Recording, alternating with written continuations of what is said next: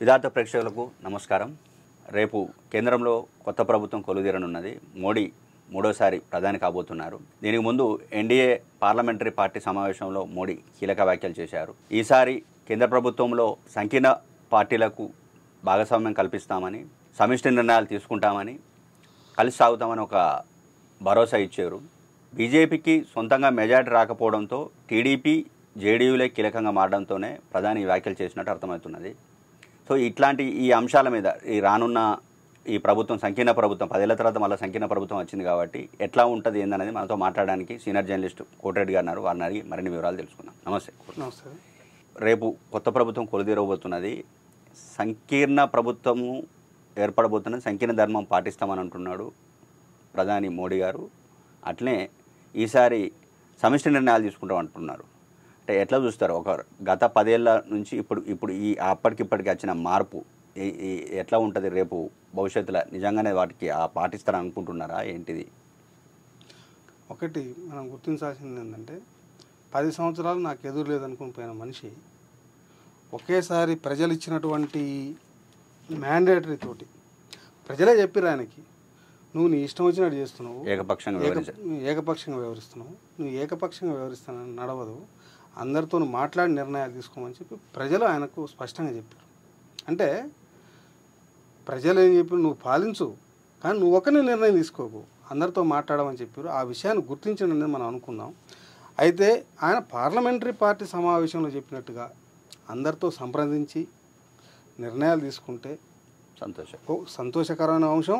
ఇంకొకటి ఏంటంటే ఏదో ఒక మేరకు ప్రజలకు మంచి జరిగే అవకాశం ఉంటుంది. లేదనుకో తన బుర్రలో పుట్టిందే ప్రభుత్వ నిర్ణయంగా మారితే అప్పుడు ప్రజలకు మేలు జరుగుతుంది. మేలు ఎట్లా జరుగుతుంది? ప్రతిదీ కౌంటర్ చెక్ ఉండాలి. ఇవాళ ఏం జరిగింది? గత 10 సంవత్సరాలలో 55 రూపాయలు ఉన్న పెట్రోల్ 100 రూపాయలు దాటి ఫస్ట్ ఇమ్మీడియట్గా ప్రజల మీద పడ్డటువంటి ఎఫెక్ట్ అది. రెండోది రైతు చట్టాలు. రైతు ఆర్థికంగా బలోపేతం కావడానికి బదులు భారతదేశంలో రైతు చితికిపోయాడు. అందరూ అన్నదాత, రైతన్న, రైతే రాజు, ఇవన్నీ మన నినాదాలు మాట్లాడుతున్నాం. కానీ ఏ ఒక్క రైతు బాగుపడి ఏది ఒక వ్యాపారవేత్తలైనటువంటి అంబానీ లాగాను, అదానీ లాగాను, లేకపోతే మఫత్లా లాగాను, టాటా లాగాను, లేదు మన పక్క టౌన్లో మన టౌన్లో మనకి ఇత్తనాలు అమ్మే ఒక సాహుకారు లాగాను సుఖమయ జీవితం గడుపుతుండా, ప్రశాంతంగా 4 డబ్బులు సంపాదించుకోగలుగుతుండా. ఇవాళ 10 ఎకరాల వ్యవసాయం చేసే రైతు కానీ, 20 ఎకరాల వ్యవసాయం చేసే రైతు కానీ తను దుక్కి దున్ని కూలీలకు ఇచ్చే డబ్బుల ఖర్చులు కూడా ఆ పంటల ద్వారా వెళ్ళడం లేదు, వచ్చే పంట ద్వారా వెళ్ళడం లేదు. ఇవాళ 100 రూపాయలు పెట్రోల్ చేసినావు కానీ, డీజిల్ 100 రూపాయలు చేసినావు కానీ, నీకు క్వింటాల్ ధాన్యం కానీ క్వింటాలు కందుల ధరలను చూస్తే ఉత్పత్తి వ్యయం కంటే తక్కువ వస్తుంది. ఎందుకు వస్తుంది? పెట్టుబడి కంటే. మనం రైతుల గురించి ఇవన్నీ మాట్లాడుతాం. పైగా నువ్వు ఒక 3 చట్టాలు తీసుకొస్తావి. పంజాబ్లో పండించుకున్నటువంటి రైతు తీసుకొచ్చి ధాన్యాన్ని కన్యాకుమారిలో అమ్ముకునే రైతు ఇచ్చినట్టు ఆ ట్రాన్స్పోర్ట్ ఖర్చులు భరిస్తారా? కన్యాకుమారి పంజాబ్ల కంటే రేటు కన్యాకుమారిలో తక్కువ ఉంటుంది. ఎక్కడ ఉన్న రైతుకు అది సాధ్యమైద్దా? అంటే ఏం చేసినావు? మొత్తాన్ని వ్యవసాయాన్ని కార్పొరేటీకరణ చేసే ప్రయత్నం ఆ చట్టాల ద్వారా తీసుకొచ్చినావు. ఇలా రైతులు రోడ్ల మీదకి వచ్చి ఢిల్లీని దిగ్బంధించాల్సిన పరిస్థితి వచ్చింది. ఇవాళ నేనేమనుకుంటున్నానంటే ఇవన్నీ చూసిన తర్వాత అయ్యా నువ్వు ప్రధానిగా నువ్వే ఉండొచ్చు కానీ నిర్ణయాలు మాత్రం అందరిని అడిగి తీసుకో అని, మైనారిటీలో ఉన్నది కాబట్టి మెజారిటీ నిర్ణయాలు తీసుకోవాలి. ప్రతిపక్షాలను కూడా గౌరవించు, అందరు చెప్పిన మాట విను, పార్లమెంటరీ స్టాండింగ్ కమిటీలు వేయి, నువ్వేమన్నా వచ్చినప్పుడు ఆ కమిటీలు చెప్పిన మాట విను. స్టాండింగ్ కమిటీలో లేకపోతే కౌన్సిల్స్, పార్లమెంటరీ జాయింట్ కౌన్సిల్స్ వేసి వాళ్ళు చెప్పిన మాట విను అని ప్రజలు ఆయనకు చెప్పిరనేది ఈ తీర్పు ద్వారా అర్థమవుతుంది అనుకుంటున్నాను. దాన్ని గ్రహించే సమిష్టి నిర్ణయాలు తీసుకుంటానని చెప్పి మొట్టమొదటిసారి 10 సంవత్సరాల తర్వాత మొదటిసారిగా మోడీ నోట సమిష్టి నిర్ణయాలు అనే మాట వచ్చింది. ఏ ఒక్క రోజు కూడా రాలే. నేనే బాణం, నేనే రాముని ఏమన్నాడు? నేను రాముని అవతార పురుషుడు అన్నాడు. అయోధ్య ప్రజలు తిప్పికొట్టాడు. ఎవడురా నువ్వు రాముడు? నువ్వేమన్నా రాముడి అవతార పురుషునివా? నువ్వు ప్రజల్లో భాగం, నువ్వు మనిషివే, నువ్వు రాముడికి అవతార పురుషువేం కాదు, రాముడికి నువ్వు భక్తుడే, మేము భక్తులు, గట్టనే ఉండి నెత్తికి కొమ్ములు ఎక్కించిపోకని చెప్పారు అయోధ్య ప్రజలు. స్పష్టంగా ఫైజాబాద్ నియోజక ప్రజలు చెప్పారు. అది గుర్తించాలి. అది ఇప్పటికీ గుర్తించలేదనుకో మళ్ళీ డౌన్ కాంగ్రెస్ కంటే ఘోరంగా స్టార్ట్ అవుతుంది మళ్ళీ నెక్స్ట్ వచ్చే ఎన్నికలు. ప్రచారం ఎంటైర్లో వాళ్ళు చేసిన ప్రచారాన్ని భిన్నంగా వచ్చిన ఫలితాలు అంటే ప్రజలు వాళ్ళ స్థానిక సమస్యలు వాళ్ళు ఈ 10 ఏళ్ళుగా అనుభవిస్తున్న అంటే మీరన్న పెట్రోలు, డీజిలు, లేకపోతే గ్యాస్ సిలిండరు, ఈ ధరలు పెరిగిన ధరలు అంటే వాళ్ళు మోపలకుండా దాన్ని తగ్గిస్తారేమో, పెరిగిన నిత్యావసర ధరలు తగ్గిస్తారేమో అని అనుకున్నారు. అవి ఏ కాకపోయేసరికి వాళ్ళు ట్రాన్స్ఫార్మ్ అయ్యారు. అంటే ఇది కాదు మేము కోరుకుంటున్నది అనేది. అందుకనే ఆ మార్పును గ్రహిస్తారని అనుకుంటున్నారా? అంటే ప్రజలు ఏం కోరుకుంటారు అనేది గ్రహిస్తారు. ఎందుకంటే ఇప్పుడు యూపీలో వాళ్ళకు 70 స్థానాలు వస్తాయి అనుకున్న వాళ్ళు 33 స్థానాలకు పడిపోయారు. ఇప్పుడు గ్రహించాలి, విజ్ఞత ఉంటే గ్రహించాలి. గ్రహించకపోతే మూర్ఖుడైతే ఇప్పుడు మోడీ విజ్ఞత ఉందా లేదా, ప్రజలు ఇచ్చిన మ్యాండేట్ని గుర్తించిందా లేదా అనేది కాలం చెప్పుద్ది. అతను గుర్తిస్తుండో లేదా ప్రజలు కూడా పరిశీలిస్తారు. ఎందుకంటే ఎవరు వదిలిపెట్టరు. ఇవాళ ప్రజలకు కావలసింది పండించిన పంటకు ధర రావడం కాదు, తన వస్తున్నటువంటి ఆదాయం ఏదైతే ఉందో ఆదాయంలో సుఖంగా బతకాలా. ఏదంటే మేడలు కట్టుకొని, బంగ్లాలు కట్టుకొని, విల్లాలు కట్టుకొని ఉండాలని కాదు. నేను పూరి గుడిసెలో ఉన్నా, పెంకుటిల్లో ఉన్నా, మారుమూల పల్లెలో బతుకుతున్నా, పట్టణంలోని ఒక బస్తీలో బతుకుతున్నా, నేను ప్రశాంతంగా బతకాలి. అంటే కారణం ఏంది, నాకు ఇవాళ 100 రూపాయలు వచ్చిందనుకో కూలికి పోతే 100 రూపాయల్లో 50 రూపాయల 50 రూపాయలతో నేను బతకగలగాలి. ఒక 50 రూపాయలు నా పిల్లల కోసము, నా భవిష్యత్తు అవసరాల కోసము నేను దాచుకోగలగాలి. అది ఒక సిస్టమ్ ఉండాలి. ఆ సిస్టంలో నాకు బతకడానికి అవకాశం ఉంటుందా అనేది ఫస్ట్ మానవుడు చూస్తాడు. ఇవాళ ఏమైంది, ఒక ఉద్యోగం చేసే ఒక ఎంప్లాయీ జీతం ఏమో 20,000 ఉంటుంది, లేదు 25,000 ఉంటుంది. మినిమం జీతాలు కూడా ఇవ్వట్లేదు ప్రైవేట్ రంగంలో. వాడు పనిచేసే వర్క్ ప్లేస్కు అతను ఉంటున్నటువంటి ప్లేస్కు మధ్యనేమో ఒక 50-100 కిలోమీటర్ల దూరం ఉంటుంది. దానికోసం ఒక మెట్రో రైలు ఎక్కితేనేమో 100 రూపాయల టికెట్ ఉంటుంది. ఆర్టీసీ బస్ ఎక్కితేనేమో టైంకి పోలేడు. 2 వీలర్ తీసుకుంటేనేమో 2 వీలర్ ఈఎంఐకి పెట్రోల్కి ఆ జీతంలో సగం పోతుంది. మరి సంసారం ఎట్లా చదవాలి? వాడి పిల్లల స్కూల్ ఫీజులు, ఏదైనా జబ్బు వస్తే హాస్పిటల్ ఫీజులు. పాలకులు ఇంతమంది మనం మాట్లాడుతున్నారు కదా, జై శ్రీరామ్ అని మాట్లాడుతున్నారు కదా, మన రామరాజ్యం తీసుకొస్తామని చెప్తున్నారు కదా. ఇల్లంతా జై శ్రీ, నీకు సమస్యలు మాట్లాడినా జై శ్రీరామ్ అంటాడు. జై శ్రీరామ్ జై శ్రీరామ్. పొద్దున్న లేస్తే ఇంట్లో మనం ఎవరిని పెడుతున్నాం, రాముడు, విఘ్నేశ్వరుడు, వెంకటేశ్వరుడు, ఇలే కదా మనం మొక్కేది. ఇంట్లో మొక్కి ఆరతి ఇచ్చి దీపం పెట్టిన తర్వాత కదా మనం బయటకు వచ్చి నాస్తా చేస్తున్నది. స్నానం చేసిన తర్వాత పని చేసే పని అదే కదా. ఇంట్లో ప్రతి ఇంటి ఇల్లాలు దేవుడికి ఆరతి ఇవ్వకుండా భర్తకు టిఫిన్ పెట్టగా నేను చూడలే. ఇంకేదైనా ఒక విపత్కర పరిస్థితి నువ్వు చెప్పాలి నా జై శ్రీరామ్ అని. నాకు కూడా తెలుసు. నువ్వు రాముడి పాలన అందించడం కోసం నువ్వేం చేసినావు? రాముని కాలంలో సుఖంగా బతికిరు ప్రజలు, ఆర్థిక కష్టాలు లేకుండా ప్రశాంతంగా బతికిరు. నువ్వు ఆర్థిక కష్టాలు లేకుండా తీసుకురా. అరే యాక్సిడెంట్ అయిందనుకో, హాస్పిటల్ పోతే 1,00,000 రూపాయల బిల్లు, మనకు వచ్చే జీతం 20,000. ఒకటి జ్వరం వచ్చింది, హాస్పిటల్ పోతే 1,00,000 రూపాయలు. డెలివరీ చేయాలి, హాస్పిటల్ పోతే 1,00,000 రూపాయలు. నువ్వు ఇంకేదైనా అమ్మ నాన్నకు జబ్బు వచ్చింది, హాస్పిటల్ పాలవుతావు. అసలు నువ్వు వైద్యాన్ని నువ్వు ఫ్రీ చేయి. 2 పిల్లల స్కూల్ ఫీజులు లక్షల ఫీజులు పెట్టి కట్టాలి. ప్రతి ఒక్కరు ఇంగ్లీష్ మీడియం అనో లేకపోతే ఇంకోటనో ఏదో ప్రైవేట్ స్కూల్లో పంపిస్తున్నావు. ఆ ప్రైవేట్ స్కూల్కి పోతే ఆ గల్లీలో వాడు చెప్పేది ఎంతో తెలియదు. కానీ ఫస్ట్ డొనేషన్ 50,000, పుస్తకాల ఖర్చులు, ఆ ఖర్చులు, ఈ ఖర్చులు మొత్తం కలిసి వాడికి ఫస్ట్ 1,00,000 రూపాయలు. ఆ 1,00,000 రూపాయల కోసం బ్యాంకుకు పోవాలి, బ్యాంక్ కోడి ఇవ్వడు, బ్యాంక్ కోడి ఇవ్వకపోతే ప్రైవేట్ వన్ కాడికి పోవాలి, ఈ ప్రైవేట్ వన్ కాడ అప్పు తీసుకురావాలి, పుస్తకాలు తాడు పెట్టాలి, తీసుకురావాలి. అందరికీ కింటాల్ నీకున్నట్టు ఉండదు కదా, బంగారం పెట్టాలి. అసలు నువ్వు విద్యా వైద్యం 2 ప్రైవేటీకరణ నుంచి తీసేసి మొత్తం ప్రభుత్వం బాధ్యత తీసుకోమను. ప్రైవేట్ స్కూల్ మొత్తం జాతీయం చేయమను, ప్రైవేట్ హాస్పిటల్ మొత్తం జాతీయం చేయి.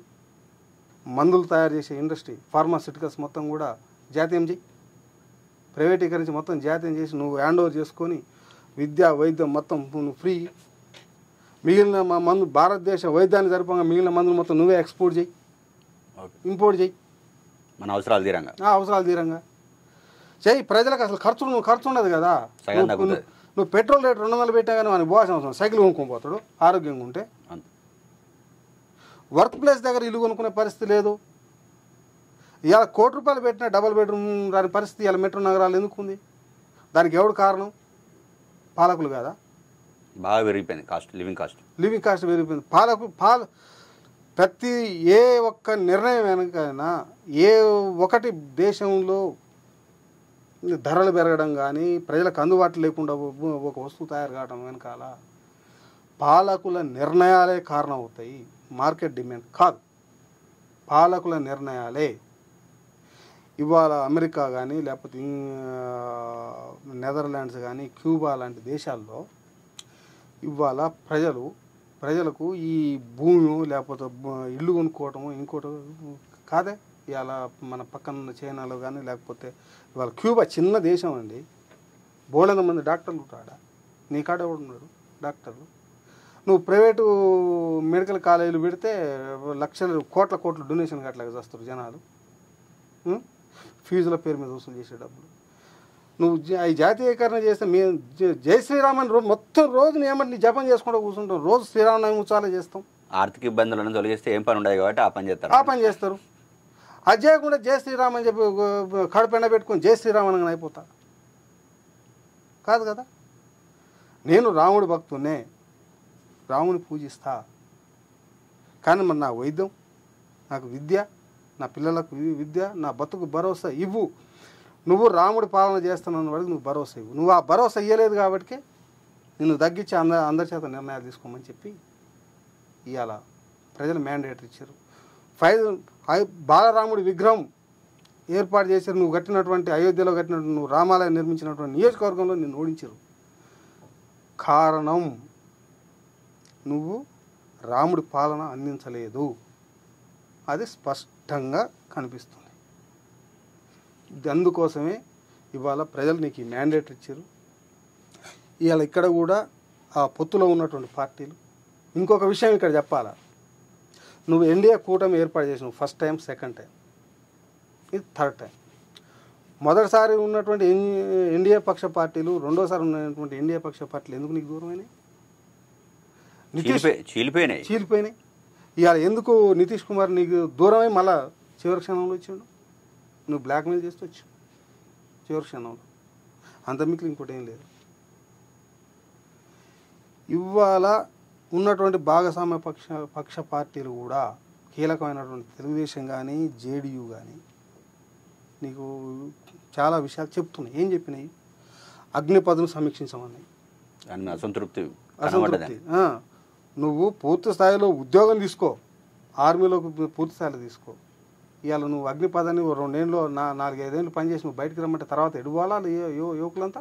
అంటే ఈ 10 ఏళ్ళుగా ఉన్న నిరుద్యోగం పెరిగిపోయింది, ద్రవ్యోల్బణం కట్టడం కాలేదు, నిత్యావసరాలు అంటే వీటిని మీద దృష్టి పెట్టాలి. ఎందుకు దృష్టి పెట్టాలి? ప్రజలు బతకాలి కదా. ప్రజలు లేని రాజ్యం నువ్వు నడుపుతావా? నువ్వు దీన్ని సోమాలియాలాగానో లేకపోతే ఇంకో దానిలాగానో చేస్తావా? సో మెజారిటీ ఉన్నది కాబట్టి ఏమైనా చేసినా కానీ ఇప్పుడు నడవదు అనేది ఇప్పుడు నడవదు. ప్రజలు ఏం చెప్తున్నారు? నువ్వు అగ్నిపథ్ కాదు ఉద్యోగాలు ఇవ్వమని చెప్తున్నావు. మిలిటరీని బలోపేతం చేయి, మిలిటరీలో ఉద్యోగాలు ఇవ్వని చెప్తున్నావు ఫస్ట్. రెండోది ఏం చెప్తున్నారు? చంద్రబాబు నాయుడు ఏం చెప్తున్నాడు? నా రాష్ట్రానికి స్పెషల్ స్టేటస్ ఇవ్వాలని కోరుతున్నాడు. విశాఖ ఉక్కును ప్రైవేటీకరణ చేయొద్దని చెప్పి కోరుతున్నాడు. తనమున్న అవకాశం జేడీ కూడా బీహార్కి ఇవ్వని అంటుంది. నేషనల్ ఇష్యూస్, రైతుల సమస్యలు, వైద్యము, విద్య, ఇవి 3 కూడా కీలకమైనటువంటి మారుతున్నాయి. ఈ బీజేపీ ప్రభుత్వం రైతుల్ని పట్టించుకోలే, నిరుద్యోగిని పట్టించుకోలే. దానికి కారణంగా ఇవన్నీ కూడా జరిగినాయి. నువ్వు మహిళల్ని పట్టించుకోలే. ఈ 3 నువ్వు ఇవాళ ఏం చేస్తావు? ఈ యువకుల్ని ఏం చేస్తావు? రైతుల్ని ఏం చేస్తావు? మొత్తం విద్యారంగాన్ని ఏం చేస్తాం, వైద్య రంగాన్ని ఏం చేస్తాం. ఇవాళ కామన్ ప్లాట్ఫాము, ఇవాళ చర్చలు జరుగుతున్నాయి మేధావుల్లో. అసలు ఈ రాజకీయాలతో మాకు సంబంధం లేదు, మాకు ఈ రాజకీయాలు అక్కర్లేదు, ఏమీ అక్కర్లేదు, మీరు ఎవరు ఉంటున్నారు అనేది కాదు. మాకు విద్యా వైద్యం ఉచితంగా పేద ప్రజలకు అందిస్తారా లేదా, మాకు ఏమీ వద్దు, చదువు చెప్పండి, వైద్యం అందించండి, మేము పని చేయడానికి పని కల్పించండి, మేము 24 గంటలు పని చేస్తాం, ప్రతిరోజు మేము పని చేస్తాం, మాకు పనికి తగ్గ ప్రతిఫలం ఇవ్వండి. మీ దేశం ఈ దేశం ఆర్థికంగా అభివృద్ధి అవుతుంది, మేము మమ్మల్ని ఉత్పత్తిలో భాగస్వామ్యం చేయండి, ఉచిత తాయిలాలు మాకు అవసరం లేదు అని చెప్తున్నాను. మానవ వనరులను ఈ 10 ఏళ్ళుగా ఉపయోగించుకోవాలనేది ప్రధానమైనటువంటి ఆరోపణ. ఇవాళ బుద్ధిజీవులలో చర్చ జరుగుతూ ఉంది. నేను 2-3 అడ్వకేట్లతో డిస్కస్ చేసేటప్పుడు ఇవన్నీ ఎందుకు సార్, ఈ పథకాలు ఎవరికి కావాలి, వెల్ఫేర్ కంటే ముందు ఉద్యోగ ఉపాధి అవకాశాలు కల్పిస్తే ఎవరు బతకాలి, మాకు పనిచేసే అవకాశం కల్పిస్తారు, పని చేస్తాం కదా. ఇవాళ లాయర్లు బోల్డంతమంది లాయర్లు తయారయ్యారు, పని లేదు, నువ్వు వాళ్ళని అనేక రకాలు యూజ్ చేసుకో. అనేక మంది డిగ్రీలు చేసారు, ఉద్యోగాలు లేవు. పెట్టు ఇక్కడ, నువ్వు మేక్ ఇన్ ఇండియా అని చెప్పినావు, సొంతంగా ఎన్ని ఇండస్ట్రీస్ తయారైనాయి, ఇక్కడ రీసెర్చ్ వింగ్ ఎంత డెవలప్ చేసినావు, ఇక్కడ మానవ వనరులను ఉపయోగించుకోవడం కోసం ఈ టెక్నాలజీ ఎంత ఉపయోగించినావు, ఇలా అది అడుగుతున్నారు. చైనా, రష్యా, లేకపోతే క్యూబా, నెదర్లాండ్స్, ఇలాంటి దేశాల్లో అధికారులు, ప్రజాప్రతినిధులు తమ జ్యుడిషిక్షన్ పరిధిలో నేను ప్రజల యొక్క ప్రావర్టీని నేను ఎంత పెంచా, ప్రజల ఆదాయాన్ని నేను ఎంత పెంచా, ప్రజలకు నేను ఎంత పని కల్పించగలిగా, ఉపాధి కల్పించా అనే దాని మీద డిస్కషన్ జరుగుద్దట. మన దగ్గర పారదర్శకంగా మన దగ్గర ఎంతమంది ఎంత వెనకేసుకున్నాం అనే డిస్కషన్ జరుగుతుంది. ఇంత దౌర్భాగ్యం. నువ్వు డిస్కషన్లోనే అక్కడ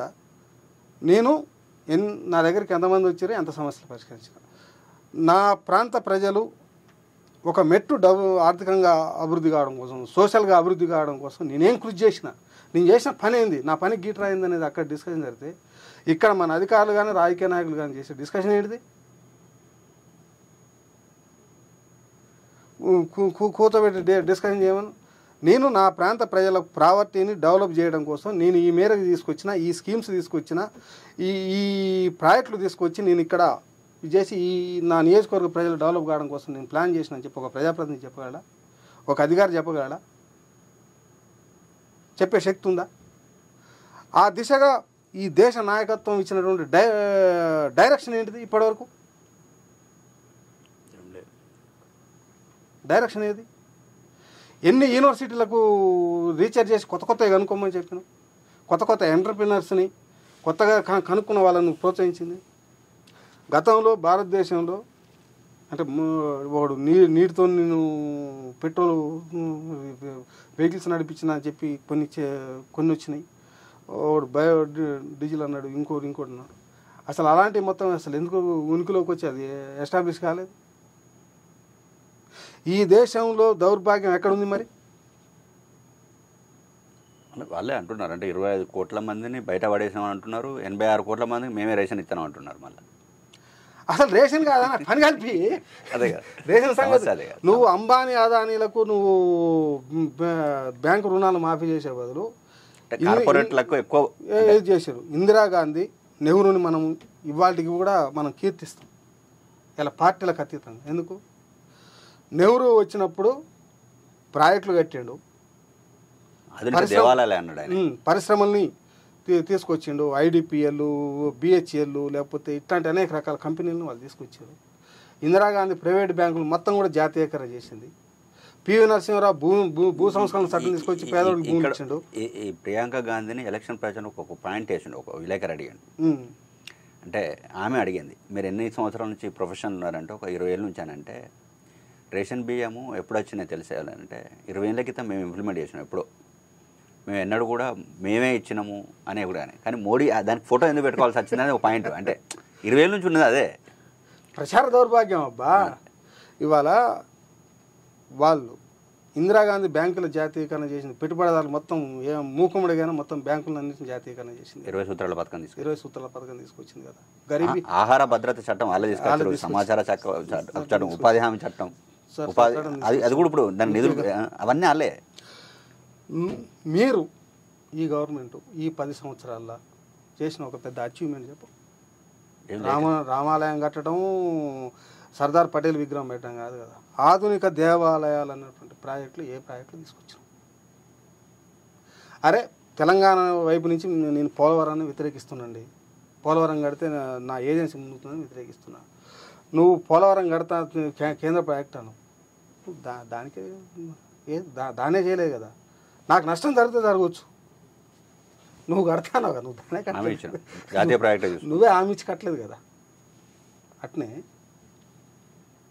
ఇవాళ ప్రాజెక్టుల నిర్మాణానికి నువ్వు ఎందుకు రాలే?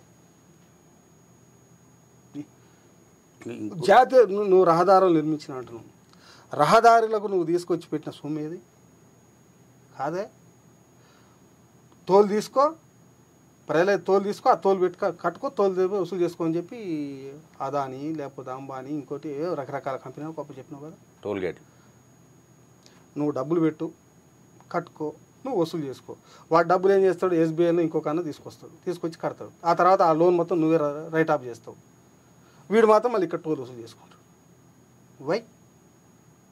ప్రజల వాహనదారులు, లారీలు, బస్సులు, ట్రాక్టర్లు, కార్లు, జీపులు, మోటార్ సైకిళ్ళు అన్నింటి మీద రోడ్ ట్యాక్స్ను వసూలు చేసినావు కదా, లైఫ్ ట్యాక్స్ అని. అది మొత్తం నీకే వస్తుంది కదా. వాటితో రహదారులు డెవలప్ చేయొచ్చు కదా. ఆ డబ్బులు నువ్వు దేనికో ఉపయోగించినావు కదా. రోడ్డు వేసి ఇవాళ అందరూ మాట్లాడతారు, మేము జాతీయ మాలాల కింద ఇన్ని లైన్ల రోడ్లు వేసినాం, అన్ని లైన్ల రోడ్లు వేసినాం. ప్రతి రోడ్డుకు మీద నువ్వు టోల్ వసూలు చేస్తున్నావు కదా. ఆ టోల్ ప్రైవేట్ వాడికే పోతుంది కదా. BOT బిల్డ్ ఆపరేట్ ట్రాన్స్ సిస్టమ్ అని పెట్టినావు, PPPకి ప్రోగ్రామ్ పెట్టినావు. ఈ 2 ప్రోగ్రాంలు ఏంది, ప్రైవేట్ వాడు కట్టుకుంటాడు, వసూలు చేస్తాడు, జాగా నువ్వు ఇస్తావు. ఇదే కదా. ఇవాళ ఈ మెట్రో రైలు ఎవడు కట్టాడు, ఎల్ఎన్టీ వాడు కట్టాడు. డబ్బులు ఎవడు వసూలు చేసుకుంటున్నాడు, ఎల్ఎన్టీ వాడు వసూలు చేసుకుంటున్నాడు, పేరేమో నువ్వు చేసుకుంటున్నావు. మన GMR కట్టింది ఎవరు, ప్రైవేట్ వాళ్ళే. ఈ ప్రైవేటీకరణ తీసుకొచ్చి మేము చేసిన గొప్పలు చెప్పుకోవడం కాదు, ఈ భారతదేశానికి వచ్చినటువంటి లక్షల కోట్ల రూపాయల నిధులు అసలు ఏం చేస్తున్నారు? ఏ ప్రాజెక్టు డెవలప్ చేశారు? ఏ ప్రైవేటీకరణ లేని రోజు, ఎలాంటి ట్యాక్సులు లేకుండా నెహ్రూ అవి కట్టాడు, ఇందిరాగాంధీ ఇది తీసుకొచ్చింది, వాళ్ళు ఆహార భద్రత చట్టం తీసుకొచ్చారు. ఇవాళ ఒడ్లు బంతున్నాయి, తింటున్నామంటే మరి ఆనాటి ప్రాజెక్టులే కదా. కొత్త ప్రాజెక్టులు ఏవి, కొత్తగా తీసుకొచ్చిన డెవలప్మెంట్ ఏది? ప్రభుత్వ డబ్బులు మొత్తం కూడా ఏం చేస్తున్నావు, అప్పులు రైట్ ఆఫ్ చేస్తున్నావు, కార్పొరేట్లై అంతే. అప్పులు తీసుకొచ్చి పేదలకు బియ్యం ఇస్తున్నా అంటున్నావు. 100 లక్షల కోట్ల అప్పు, 10 సంవత్సరాల్లో 100 లక్షల కోట్ల జరిగిన అప్పు మీద ఇవాళ ఈ మైనార్టీ గవర్నమెంట్ విచారణ చేయమని చూద్దాం, ఒక వైట్ పేపర్ రిలీజ్ చేయమని. ఎవరికన్నీ దేనికి ఎంత ఖర్చు పెట్టారు ఈ 10 సంవత్సరాల్లో చేసిన డెవలప్మెంట్ మీద ఏమని. ప్రభుత్వాలు ఎప్పుడు కూడా ప్రజల కోణంలో ఆలోచిస్తే ప్రజల డెవలప్మెంట్, ప్రభుత్వం యొక్క డెవలప్మెంట్ అనేది కనిపిస్తుంది. నేడు నీ 10 ఏళ్ల పరిపాలనలో ఆ దిశగా కనిపించలేదు కాబట్టి ప్రజలు భాగస్వామ్య పక్షాలను కలుపుకొని అందరితో మాట్లాడి చేయమని చెప్పింది. అది గుర్తించండి నేను అనుకుంటున్నా. గుర్తిస్తుందా లేదా తర్వాత తెలుస్తుంది. ఇట్లా ఇంకొక కీలక పాయింట్, స్వామినాథన్ వ్యవసాయ శాస్త్రవేత్త స్వామినాథన్ సిఫార్సులు అమలు చేస్తామని వీళ్ళే అన్నారు. ఈసారి మన మేనిఫెస్టోలో కూడా పెట్టారు. రైతుల ఆదాయం రెట్టింపు చేస్తామని వీళ్ళే. రైతు వ్యతిరేక విధానాలను తీసుకొని వ్యవసాయ చట్టాలను తీసుకెళ్తే దానికి వ్యతిరేకంగా పోరాడుతున్న దేశద్రోహులు, అంటే అవి వెనక్కి తీసుకోవాలన్న దేశద్రోహులు అన్నది కూడా వీళ్ళే. ఇప్పుడు రైతుల ఆదాయం రెట్టింపు కాకుండా ఇప్పటికీ దేశంలో అత్యధిక మందికి ఉపాధి కల్పిస్తున్న రంగం కూడా వ్యవసాయ రంగం కాబట్టి రైతుల ఆదాయం రెట్టింపు కాకుండా కనీసానికి వాళ్ళు పండించిన పంటకు మద్దతు ధర అన్న వాళ్ళు కోరుతున్నది మెజారిటీగా అదన్న ఈసారి వస్తుంది. అది ప్రధాన ఎజెండాగా మారుతుందని అనుకుంటున్నారు. ప్రధాన ఎజెండాగా ప్రభుత్వం తీసుకురాకపోయినా ప్రతిపక్షాలైనా తీసుకురావాల్సిన అవసరం, ప్రతిపక్షాలైనా తీసుకురావాల్సింది. ఎందుకంటే ప్రతిపక్షాలు ప్రజల తరపున మేము నిలబడతాము అని చెప్పి ఇవాళ కాంగ్రెస్ పార్టీ కూటమి అయినటువంటి కాంగ్రెస్ పార్టీ నాయకత్వం ఇస్తున్నటువంటి ఇండియా కూటమి ప్రకటించింది. ఆ మేరకు వీళ్లకు పార్లమెంటులో పోరాటం చేసే స్వేచ్ఛ ఇవాళ లభించింది. ఎందుకంటే 234 సీట్లు వీళ్ళకి ఇచ్చారు, 293 సీట్లు ఎన్డీఏ గవర్నమెంట్కి ఇచ్చారు, ఎన్డీఏకి ఇచ్చారు. ఎన్డీఏ గవర్నమెంట్లో ఉన్నటువంటి నితీష్ కుమారు టీడీపీకి చంద్రబాబు నాయుడుకు 12, 16 నితీష్ 12 ఈయనకు 16 వచ్చాయి, అంటే 28 సీట్లు. వీళ్ళు అటు ఇటు అయితే వాళ్ళ అధికారాన్ని అంటే వ్యతిరేక నిర్ణయాలు తీసుకుంటే కనుక నేను ఇవాళ ఏదో కూలుస్తారు చేస్తారు అని కాదు, జరిగే ప్రమాదం ఉంది. ఎందుకంటే చంద్రబాబు నాయుడు కానీ నితీష్ కుమార్ కానీ ఇతర భాగస్వామ్య పక్షాలు 1-2 పార్టీలు కీలకమైన పార్టీలే ఉన్నాయి. వీళ్ళు ఎవరు కూడా ఆయన ఒకటేసారి తనకు నచ్చిన నిర్ణయం తీసుకుంటా అంటే డూడు బస్ అని కొట్టే పరిస్థితి ఉండదు.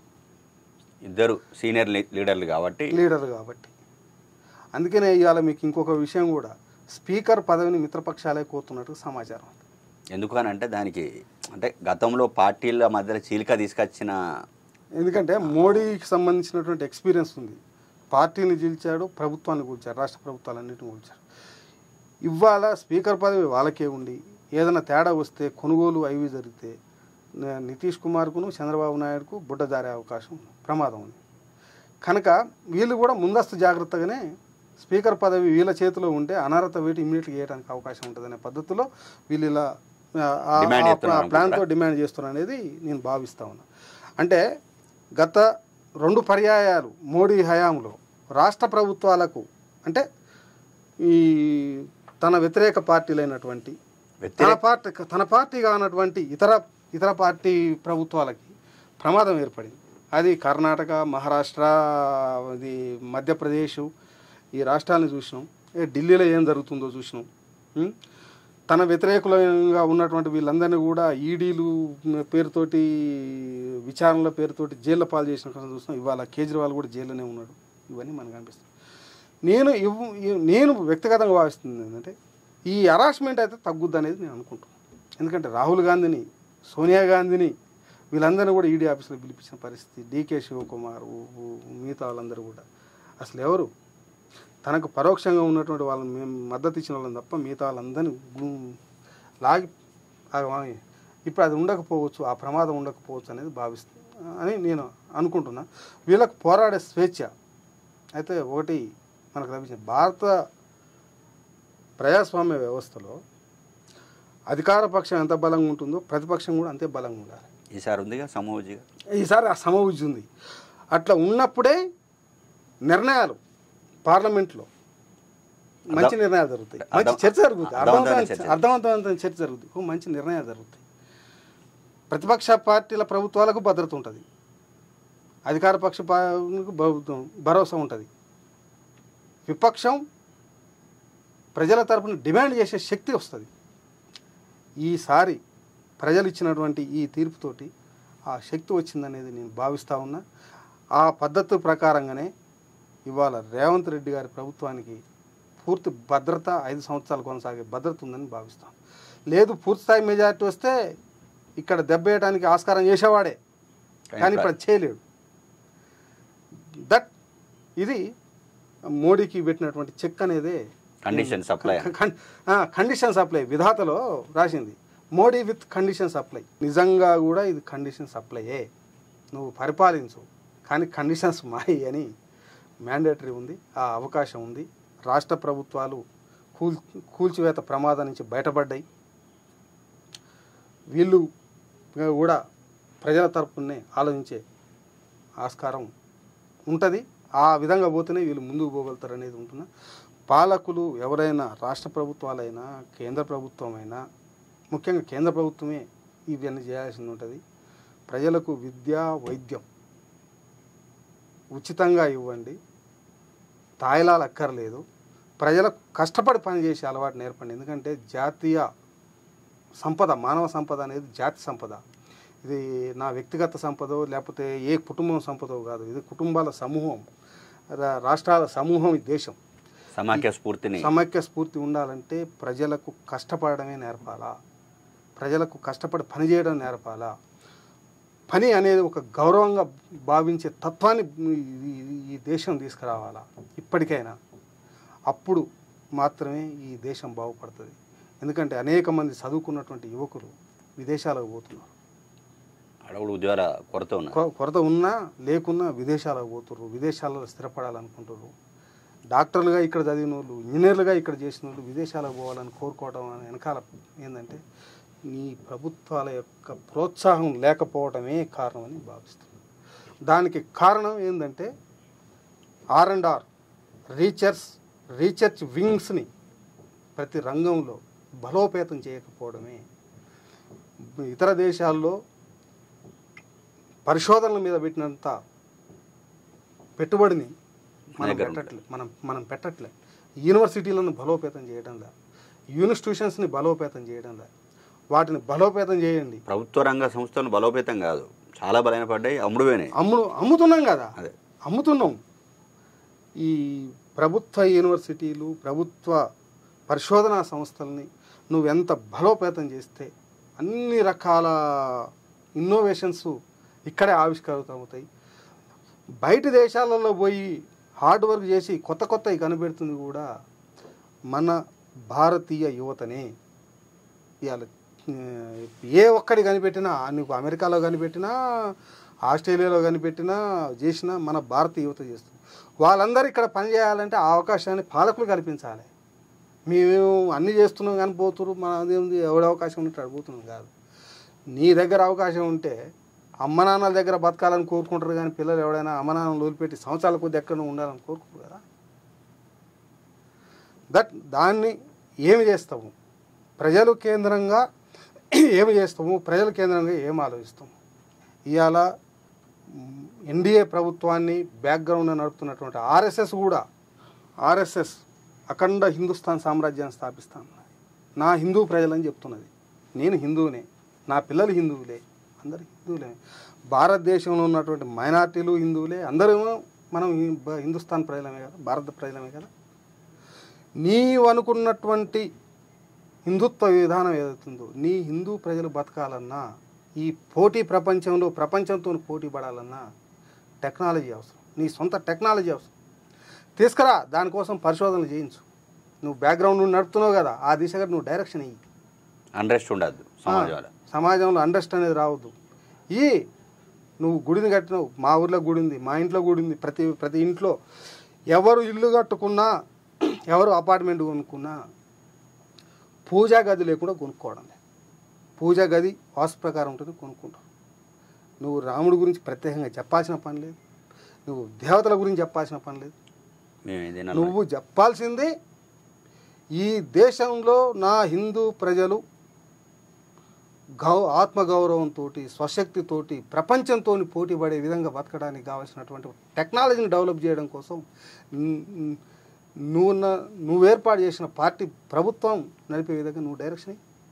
నీ హిందూ ప్రజలకు ఉచిత విద్యవి, నీ ఉచిత వైద్యమి, నీ ఉపాధి కల్పించు. ఆ దిశగా నీ కార్యాచరణ ఉండాలి.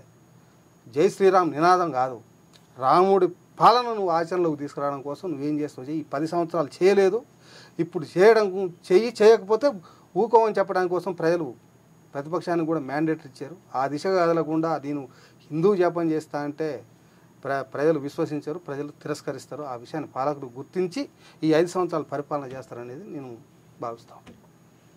ఇది ఈసారి సార్వత్రిక ఎన్నికల్లో ప్రజలు ఒక స్పష్టమైన తీర్పు ఇచ్చారని, ఏకపక్ష నిర్ణయాలు కాదు సమిష్టి నిర్ణయాలు తీసుకోవాలని, దేశంలో సమాఖ్య స్ఫూర్తి రాష్ట్రాలతో కలుపుకొని పనిచేయాలని, ప్రజలకు ఉద్యోగ ఉపాధి అవకాశాలు మెరుగుపరచాలని, ఈ ప్రజల సమస్యలే అజెండాగా ఉండాలి కానీ ఏకపక్షంగా మాకు సంఖ్యాబలం ఉన్నదని ఏకపక్ష నిర్ణయాలకు తీసుకోవడానికి వీల్లేదనే ఒక స్పష్టమైన సంకేతాన్ని ఈ తీర్పు ద్వారా ఇచ్చారని. ధన్యవాదాలు.